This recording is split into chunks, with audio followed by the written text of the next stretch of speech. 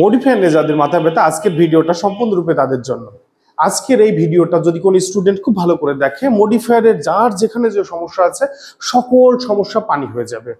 মডিফায়ারে আজকে তোমাদের জন্য নিয়ে এসেছি সুপার 10 রুলস। এই 10টা রুলস যদি কেউ খুব ভালো করে পড়ে, অবশ্যই সে মডিফায়ারের যত প্রবলেম আছে সকল সমস্যাগুলো সমাধান করতে পারবে। So before going to discuss on modifier, firstly you have to know the definition of modifier. চলো আমরা দেখি মডিফায়ার কথাটা কিভাবে এসেছে। মডিফায়ার কথাটা এসেছে মডিফাই থেকে। মডিফাই শব্দের অর্থ হলো যে অতিরিক্ত, মডিফাই কথার অর্থ হলো যে অতিরিক্ত তথ্য দেওয়া, আর মডিফায়ার কথার অর্থ হলো যে অতিরিক্ত তথ্য দেয় সেটাকে মডিফায়ার বলছি। এখন একটা ওয়ার্ড আর একটা ওয়ার্ডের আগে বা পরে বসে যে অতিরিক্ত তথ্য প্রদান করবে সেটাই হলো মডিফায়ার। আমরা উদাহরণের মাধ্যমে একটু বোঝানোর চেষ্টা করি। Arif is a meritorious student. এখানে স্টুডেন্ট সম্পর্কে অতিরিক্ত তথ্য কে দিচ্ছে? মেরিটোরিয়াস। তার মানে স্টুডেন্টের আগে বসে স্টুডেন্ট সম্পর্কে যে অতিরিক্ত তথ্য প্রদান করছে সেটা হলো মডিফায়ার। সেকেন্ড এক্সাম্পল, সেটা হলো যে the girl standing on the road is very beautiful. এখন এই যে গার্লের পরে বসে গার্ল সম্পর্কে অতিরিক্ত তথ্য দিচ্ছে কোনটা ওয়ার্ডটা? Standing on the road. তার মানে রাস্তার উপরে বসে, যে মেয়েটা রাস্তার উপরে বসে আছে সে মেয়েটা খুব সুন্দর। এখানে গার্লের পরে বসে গার্ল সম্পর্কে অতিরিক্ত যে তথ্য, যে ওয়ার্ড বা ওয়ার্ডের সমষ্টিগুলো দিচ্ছে সেটাই মডিফায়ার। এখন আমরা শিখবো মডিফায়ারের 8টি মূল মন্ত্র। এই 8টি মূল মন্ত্র যদি কোনো স্টুডেন্ট ভালো করে বুঝতে পারে, ভালো করে পড়ে নিতে পারে, তাহলে মডিফায়ারের যে প্রবলেমগুলো আছে তার 80% সলভ এখানেই হয়ে যাবে। চলো আমরা দেখি মডিফায়ারের 8টি মূল মন্ত্র কি কি। প্রথম মন্ত্র হলো নাউনের আগে আর্টিকেলের পরে যদি একটা ওয়ার্ড থাকে তাহলে আমরা সেই ওয়ার্ডটাকে কি ধরবো? সেই ওয়ার্ডটা হবে হলো নাউন। আর্টিকেলের পরে যদি দুইটা ওয়ার্ড থাকে তাহলে প্রথম ওয়ার্ডটা হবে অ্যাডজেক্টিভ, দ্বিতীয় ওয়ার্ডটা হবে নাউন।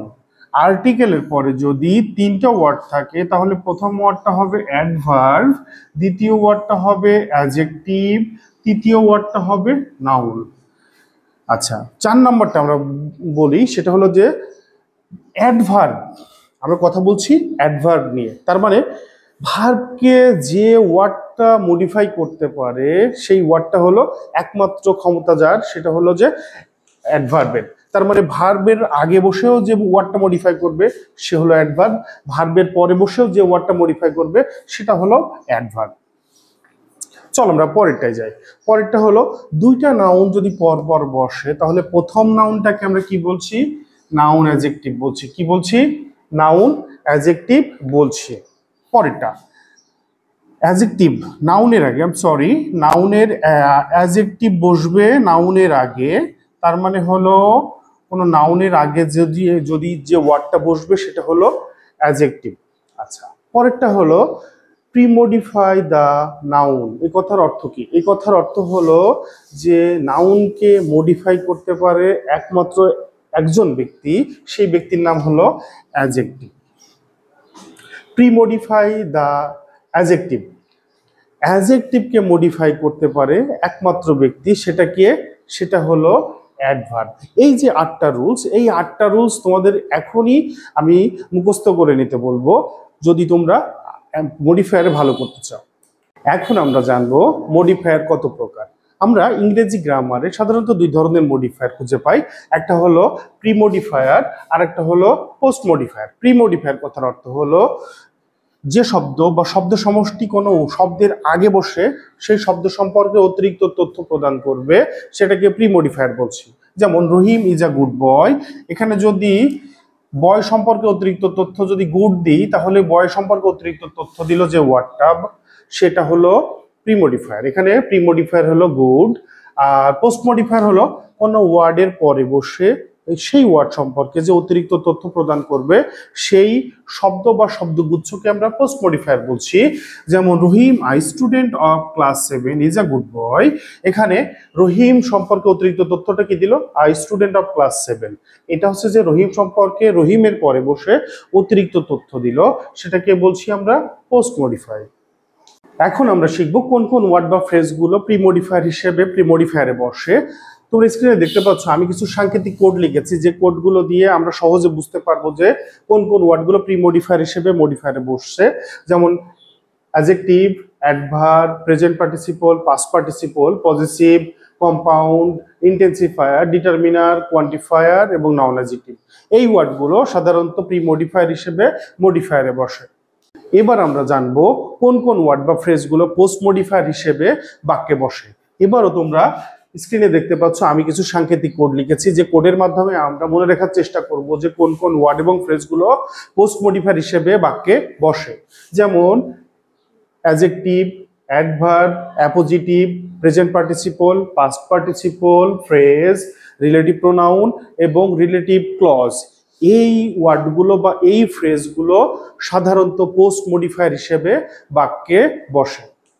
এখন আমরা শিখব 10টা যে ম্যাজিক রুলসের কথা বলেছিলাম, সেই 10টা ম্যাজিক রুলসের প্রথম রুলসটা আমরা এখন শিখব। যদি মডিফায়ারের শূন্যস্থানে যদি বলে যে ডিটারমিনার বা নির্দেশক বসাতে হবে, তাহলে আমরা কি করব?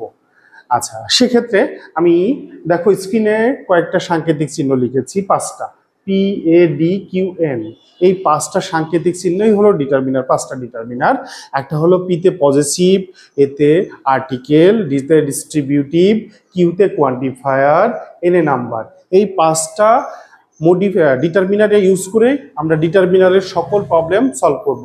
যদিও আমরা এই ডিটারমিনারের প্রত্যেকটা আইটেম নিয়ে আমরা আলাদা আলাদা বিষয় নিয়ে আলাদা আলাদা আলোচনা করব। শূন্যস্থানে যদি ডেমনস্ট্রেটিভ বসাতে বলে তখন আমরা কি করব? আমাদের প্রথমত জানতে হবে ডেমনস্ট্রেটিভ গুলো কি কি, তারপরে আমরা ডেমনস্ট্রেটিভ গুলোর ব্যবহার শিখতে পারবো। সেগুলো হলো শুধুমাত্র 4টা ডেমনস্ট্রেটিভ শিখলেই আমরা ডেমনস্ট্রেটিভের প্রবলেমগুলো সমাধান করতে পারবো। দেখো, দিস মানে এই, দিস মানে এইগুলো, দ্যাট মানে ওইটা, দোজ মানে ওইগুলো। আচ্ছা, এই 4টা ডেমনস্ট্রেটিভের ভিতরে দিস এবং দেস এগুলো নিকটবর্তী কোনো নাউনকে বোঝাবে। দিস হলো সিঙ্গুলার, দেস হলো প্লুরাল, দ্যাট হলো সিঙ্গুলার, দোজ হলো প্লুরাল। আচ্ছা, আমরা উদাহরণের মাধ্যমে এটা বোঝানোর চেষ্টা করব। সেটা হলো যে আই নিড দিস বুক, আমার এই বইটা দরকার। মানে আমি নিকটবর্তী একটা বই চাচ্ছি, যে আমার এই বইটা দরকার। আই নিড দিস বুকস, আমার এই বইগুলো দরকার। তার মানে আমি নিকটবর্তী অনেকগুলো বই চাচ্ছি, যে আমার এই বইগুলো দরকার। তাহলে আমরা এই 4টা ডেমনস্ট্রেটিভ শিখে আমরা ডেমনস্ট্রেটিভের প্রবলেম সলভ করতে পারবো। প্রেজেন্ট পার্টিসিপলের সমস্যা নেই এমন স্টুডেন্ট পাওয়াই দুষ্কর। সেটা তুমি চাকরির প্রার্থী বলো, অ্যাডমিশনের প্রার্থী বলো বা যে লেভেলের প্রার্থী বলো, প্রেজেন্ট পার্টিসিপলের সমস্যা থাকবেই। সো এই প্রেজেন্ট পার্টিসিপলে যদি তোমার সমস্যা থাকে, তাহলে কি তুমি প্রেজেন্ট পার্টিসিপল নিয়ে মডিফায়ারের প্রবলেমগুলো সলভ করতে পারবা না। সো প্রথমত তোমাদের যে কাজটা করতে হবে সেটা হচ্ছে প্রেজেন্ট পার্টিসিপল সম্পর্কে তোমাদের জানতে হবে। চলো দেখি প্রেজেন্ট পার্টিসিপল কি। প্রেজেন্ট পার্টিসিপল হলো ভার্ব থেকে উৎপত্তি হবে। এটার ভার্ব থেকে উৎপত্তি হবে, রূপ হবে ভার্বের সাথে আইএনজি, কাজ করবে অ্যাডজেক্টিভের মতো। একটা উদাহরণ দেখলে বুঝতে পারবো। যেমন ইটিং, ইটিং কথাটা কোথা থেকে এসেছে? ইট থেকে এসেছে, তার মানে ভার্ব থেকে উৎপত্তি হচ্ছে। রূপ কেমন? ভার্বের সাথে আইএনজির মতো। কাজ করবে কিভাবে? অ্যাডজেক্টিভের মতো। এখন যদি তোমার শূন্যস্থানে প্রেজেন্ট পার্টিসিপল বসাতে বলে, তাহলে তুমি কি করবা তখন? চলো দেখি। I ignored the dash dog. আমি ইগনোরড অবজ্ঞা করি দ্য ড্যাশ ডগ।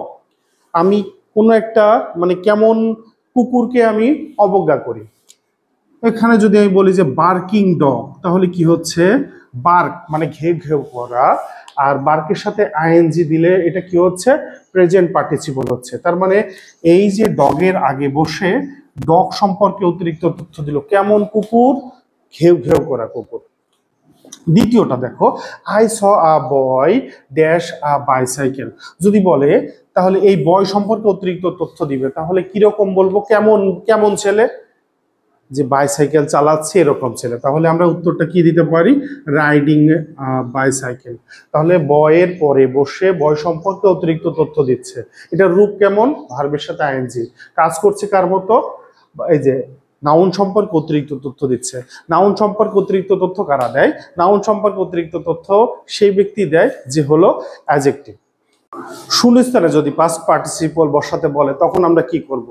সো এই একই রকম প্রেজেন্ট পার্টিসিপলের মতো পাস্ট পার্টিসিপলেও আমরা আগে পাস্ট পার্টিসিপল কি রকম সেটা আমরা একটু জেনে নিব। পাস্ট পার্টিসিপলটা উৎপত্তি প্রেজেন্ট পার্টিসিপলের মতোই ভার্ব থেকে উৎপত্তি হবে। পাস্ট পার্টিসিপলটা দেখতে কিরকম হবে? এর রূপটা হবে ভার্বের ভিত্তি। এখন ভার্বের ভিত্তিটা আমরা কিভাবে বুঝবো? ভার্বের শেষে ইডি থাকতে পারে, ভার্বের শেষে ডি থাকতে পারে, টি থাকতে পারে, ইএন থাকতে পারে, অথবা এন থাকতে পারে। তখন আমরা কি বুঝবো? যেটা ভার্বের ভিত্তি বা পাস্ট পার্টিসিপল। এটা কি হিসেবে কাজ করবে? অ্যাডজেক্টিভ হিসেবে কাজ করবে। আমরা উদাহরণ দেখলে বুঝতে পারবো। The broken window needed to get repaired. এখানে আমরা যদি একটা গ্যাপ দিই তখন আমরা কি বলবো? যে দ্য ড্যাশ উইন্ডো, কেমন দরজা। তাহলে এখানে আমরা এমন একটা ওয়ার্ড বসাতে পারি, যদি বলি এখানে ব্রোকেন উইন্ডো, তার মানে কি? ব্রোকেন কথাটা এসেছে ব্রেক থেকে, মানে ভার্ব থেকে এসেছে, এবং এটা এখন কি রূপ এসেছে? ইএন, লাস্টে ইএন, এই যে ইএন, ব্রোকেন ভার্বের ভিত্তি। তার মানে নাউনের আগে ভার্বের ভিত্তি বসে যদি নাউন সম্পর্কে অতিরিক্ত তথ্য প্রদান করে সেটাই পাস্ট পার্টিসিপল। আচ্ছা, এটা প্রিমোডিফায়ার হিসেবে বসছে। The red shirt own by me belongs to my brother. এখানে ওন, এই ওন কথাটা যদি আমি বলি যে the red shirt own by me,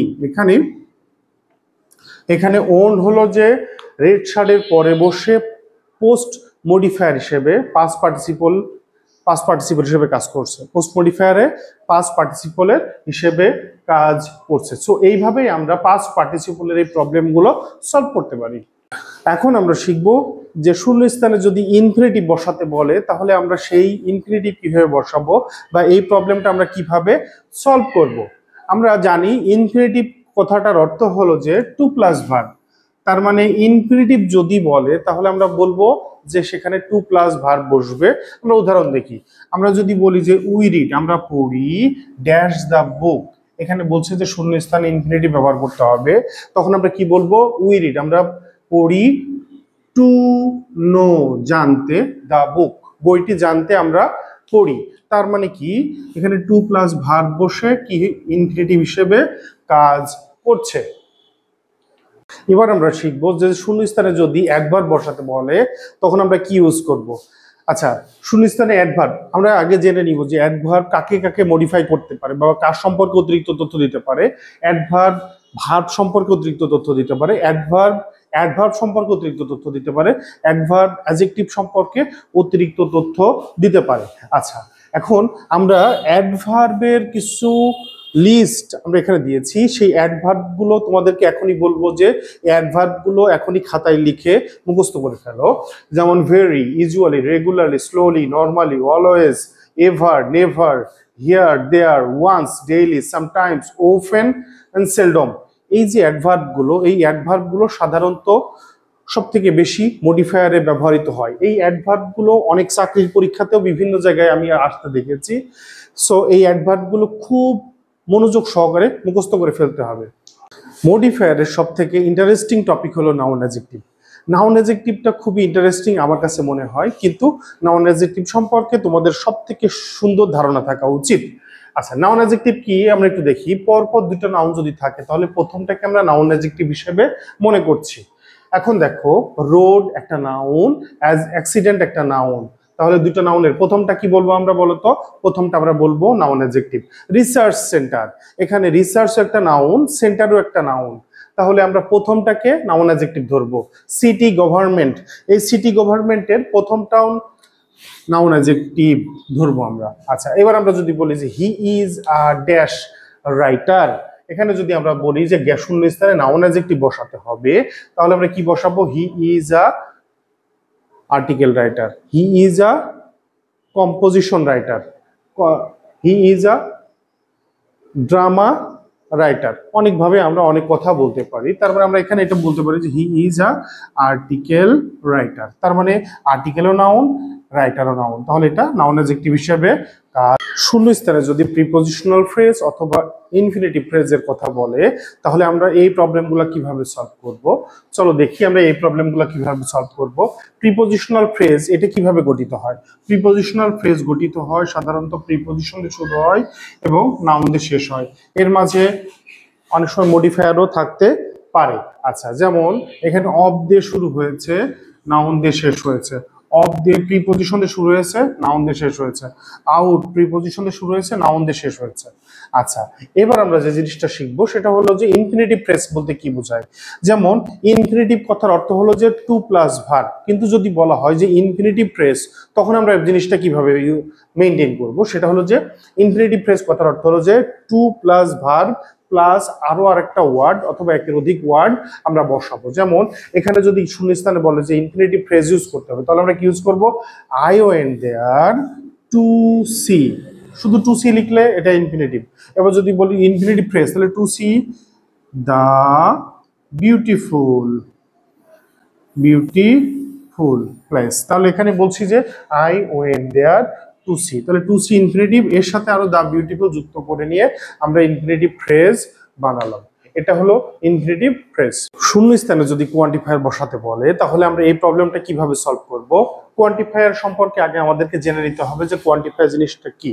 আচ্ছা, কোয়ান্টিফায়ার কথাটার অর্থ হলো যে কোয়ান্টিফায়ার শব্দটা হলো পরিমাণবাচক শব্দ, এটা নাউন সম্পর্কে অতিরিক্ত তথ্য দিবে। তার মানে কি, কোয়ান্টিফায়ার সবসময় নাউনকে মডিফাই করবে। আচ্ছা, আমরা কিছু কোয়ান্টিফায়ার সম্পর্কে জেনে নিব, এবং এই কোয়ান্টিফায়ার গুলো এখনই তোমরা খাতায় লিখে লিখে অবশ্যই মুখস্থ করে ফেলবে। যেমন এভরি মানে প্রত্যেক, অল মানে সব, সাম মানে কিছু, অ্যানি মানে যে কোনোটা, বোথ মানে উভয়টাই, টোটাল মানে পুরোপুরি, ফিউ মানে কয়েকটা, ম্যানি মানে অনেকগুলা, অনেক, মাস মানে অনেক, মোর মানে আরো, লিটিল মানে অল্প, এ লিটিল মানে একদমই না, লিটিল অ্যামাউন্ট মানে অল্প পরিমাণে, এলট মানে প্রচুর পরিমাণে, এলট অফ মানে প্রচুর পরিমাণে, ইনাফ মানে যথেষ্ট, সেভারেল মানে কয়েকটা। এই যে আমি কিছু কোয়ান্টিফায়ার তোমাদের সামনে দিলাম, এখন তোমাদের কাজ হবে হলো যে এই কোয়ান্টিফায়ার গুলো খাতায় লিখে লিখে মুখস্থ করে ফেলা। কেননা কোয়ান্টিফায়ার গুলো যদি যখন পরীক্ষার খাতায় কোয়ান্টিফায়ার যদি বলে যে শূন্যস্থানে কোয়ান্টিফায়ার ইউজ করতে হবে, তুমি বুঝতে পারছো কোয়ান্টিফায়ার গুলো কি, কিন্তু তোমার মাথায় যদি কোয়ান্টিফায়ার না আসে, তাহলে তো তুমি কোয়ান্টিফায়ার গুলো ইউজ করতে পারবা না। সো তোমার এখনই তুমি যে কাজটা করবে সেটা হলো এই কোয়ান্টিফায়ার গুলো তুমি কি করবা, খাতায় লিখে মুখস্থ করে ফেলবা। শূন্যস্থানে যদি পজিটিভ ব্যবহার করতে বলে, তাহলে মডিফায়ারের এই প্রবলেমগুলো তুমি কিভাবে সলভ করবা। ইংরেজিতে সব থেকে সহজ এবং দ্য ইজিয়েস্ট গ্রামার হলো পজিটিভ, কারণ আমরা ছোটবেলা থেকে বড়কাল পর্যন্ত এই পজিটিভ সম্পর্কে নাড়াচাড়া করে এসেছি। তারপর আমি পজিটিভ সম্পর্কে তোমাদের ধারণা দিচ্ছি। শূন্যস্থানে যদি পজিটিভ ইউজ করতে বলে, তাহলে তোমরা কি কি ইউজ করবা। যেমন আমরা জানি যে প্রত্যেকটা পার্সনের তিনটা রূপ আছে, একটা হচ্ছে সাবজেক্টিভ রূপ, একটা হচ্ছে অবজেক্টিভ রূপ, একটা হচ্ছে পজিটিভ রূপ। এই যে 3 নাম্বার রূপটা, যে কোনো পার্সনের 3 নাম্বার রূপটাই হলো পজিটিভ রূপ। এখন দেখো, মাই হলো পজিটিভ, মাই মানে আমার, আওয়ার মানে আমাদের, হিজ মানে তার, হার মানে তার, ইয়োর মানে তোমার, দেয়ার মানে তাদের, ইটস মানে এটার। এবং কোনো নাউনের সাথে যদি কোনো নাউনকে যদি পজিটিভ করতে চাই, তাহলে অবশ্যই সেই নাউনের সাথে একটা অ্যাপোস্ট্রফি এস যুক্ত করে পজিটিভ করতে হয়। তাহলে এই যে পজিটিভ গুলো যদি তোমার শূন্যস্থানে বসাতে বলে, তাহলে তুমি কি ইউজ করবা, এই পজিটিভ গুলো ইউজ করবা। এখন এই পজিটিভের কোনটা ইউজ করবা। সাপোজ যদি তোমার ওই সেন্টেন্সে যদি আশেপাশে যদি আই সাবজেক্ট থাকে, তাহলে তুমি মাই পজিটিভ ইউজ করতে পারো। আর ওই কোনো সেন্টেন্সের মানে শুরুতেই যদি উই সাবজেক্ট থাকে, তাহলে তুমি আওয়ার ইউজ করতে পারো। এইভাবেই তুমি পজিটিভের এই প্রবলেমগুলো সলভ করতে পারো। এখন আমরা শিখবো অ্যাপোজিটিভ সম্পর্কে। শূন্যস্থানে মডিফায়ারের শূন্যস্থানে যদি অ্যাপোজিটিভ ব্যবহার করতে বলে, তাহলে আমরা এই প্রবলেমগুলো কিভাবে সলভ করব সেটা আমরা খুব সহজভাবে আমরা এখন দেখতে চাই। সেটা হলো যে শূন্যস্থানে অ্যাপোজিটিভ ব্যবহার করতে বললে আমাদেরকে প্রথমে জানতে হবে অ্যাপোজিটিভ কি, সেটা সম্পর্কে আমাদেরকে মানে পরিষ্কার ধারণা থাকতে হবে। অ্যাপোজিটিভ কি, অ্যাপোজিটিভ কথার অর্থ হলো যে নাউন বা প্রোনাউন অথবা সাবজেক্ট বা অবজেক্ট সম্পর্কে যে ওয়ার্ড বা ওয়ার্ডের সমষ্টি অতিরিক্ত তথ্য প্রদান করে, সেটাকে অ্যাপোজিটিভ বলে। অ্যাপোজিটিভ সাধারণত দুই প্রকার, একটা হচ্ছে যে সাবজেক্ট সম্পর্কে অতিরিক্ত তথ্য প্রদান করতে পারে, অথবা অবজেক্ট সম্পর্কে অতিরিক্ত তথ্য প্রদান করতে পারে। অ্যাপোজিটিভ সবসময় পোস্ট মডিফায়ার হিসেবে বাক্যে বসে। আচ্ছা, সহজভাবে যদি আমি বলতে যাই, তাহলে কি বলবো, অ্যাপোজিটিভ হলো পরপর দুটা নাউনের প্রথম নাউন এবং দ্বিতীয় নাউন, যদি দ্বিতীয় নাউনটা প্রথম নাউন সম্পর্কে অতিরিক্ত তথ্য প্রদান করে, তাহলে দ্বিতীয় নাউনটাকে আমরা অ্যাপোজিটিভ হিসেবে ধরে নিচ্ছি। যেমন আমরা এখানে যদি বলি আই বন্যা my sister is 17 years old. দেখো বন্যার পর একটা কমা আছে, আবার এখানে একটা কমা আছে, তার মানে এই যে বন্যার পরে যে মাই সিস্টার, এটা বন্যা একটা নাউন, তারপরে আর একটা নাউন বসে বন্যা সম্পর্কে যে অতিরিক্ত তথ্য প্রদান করছে এটাই অ্যাপোজিটিভ, এটা হচ্ছে subjective appositive. I like Monica, Monica হলো অবজেক্ট, অবজেক্টের পরে দেখো অবজেক্ট সম্পর্কে অতিরিক্ত তথ্য প্রদান করছে the best actress in my school. তার মানে কি অ্যাপোজিটিভ হলো সেই ওয়ার্ড যে ওয়ার্ডটা কোনো নাউনের পরে বসে সে নাউন সম্পর্কে অতিরিক্ত তথ্য প্রদান করে, সেটাই হলো অ্যাপোজিটিভ।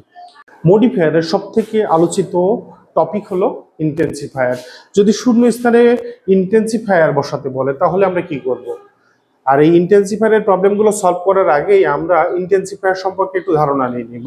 সেটা হচ্ছে ইন্টেন্সিফায়ার কথার অর্থ হলো ইন্টেন্সিফাই মানে তীব্রতা বোঝাবে, তার মানে কোনো কিছু তীব্রতা বা বেশি এমন কিছু কোনো কিছু বোঝাবে। আচ্ছা, ইন্টেন্সিফায়ার সবসময় কি হিসেবে কাজ করবে?